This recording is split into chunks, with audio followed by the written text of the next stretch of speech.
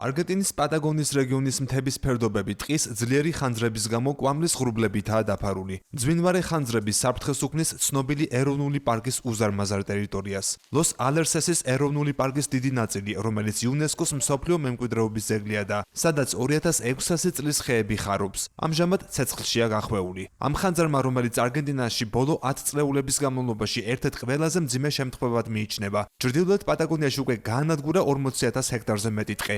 ათასობით ადგილობრივი მცხოვრები და ტურისტები კი ევაკუირებულია. მეხანძრეებისა და პარკის თანამშრომლების განცხადებით, მათ არ ჰყავთ საკმარისი პერსონალი იმისთვის, რომ ამ მასშტაბის სტიქიურ უბედურებას გაუმკლავდნენ.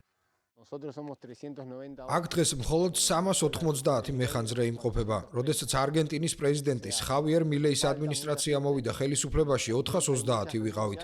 სხვა სიტყვებით რომ ვთქვათ, კადრების დეფიციტი გვაქვს. გარდა ამისა, ბევრია სამსახურიდან საკუთარი სურვილით წასვლის შემთხვევაც. ჩვენ გვჭირდება დიდი რესურსები, რადგან ამხელა ხანძარს ვერ ვუმკლავდებით. არც პერსონალია და არც ტექნიკა საკმარისად. ცენტრალური ხელისუფლება ყურადღებას არ იჩენს. ზოგადად დიდი თანხა იხარჯება საგანგებო სიტუაციებზე, თუმცა მგონია, რომ უკეთესი იქნება პრევენციაზე ვიზრუნოთ. სწორედ ამისთვის გვჭირდება მეტი პერსონალი და ტექნიკა.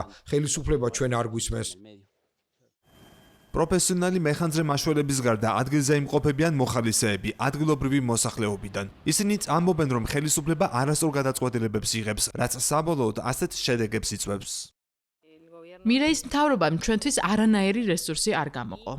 ეროვნული პარკების ბრიგადებში არ არის საკმარისი პერსონალი. ასეთივე ვითარებაა ტყის ხანძართან ბრძოლის სამსახურისა და ხანძართან ბრძოლის ეროვნული სამსახურის შემთხვევაში. მათ სასაცილო ხელფასები აქვთ. ადამიანებს, რომლებიც უშუალოდ ხანძრებთან ბრძოლით არიან დაკავებული, 700,000 პესოს უხდიან. მაშინ, როცა სამხრეთში საბაზისო საკვები კალათის ღირებულება თითქმის 2-ჯერ მეტია. ხანძრებთან ბრძოლისთვის გამოყოფილი რესურსებიდან ჩანს, რომ მთავრობას რეალურად არ ანაღვლებს შედეგი. ბიუჯეტის შემცირების გამო პერსონალი საკმარისი აღარ არის, რათა ვიზიტორებს პარკის მოვლისა და დაცვის შესახებ ინფორმაცია მიაწოდონ. კრიზისი კი არგენტინის პრეზიდენტის ხავიერ მილეის მკაცრმა ეკონომიკურმა პოლიტიკამ გამოიწვია, რასაც ათასობით ადამიანის სამსახურიდან გათავისუფლება მოჰყვა. მათ შორის არიან ეროვნული პარკის თანამშრომლები. ლოს ალერსესის ეროვნულ პარკში კი ძლიერი ხანძარი მძვინვარებს და არავინ იცის როდის და რა შედეგებით დასრულდება სტიქია.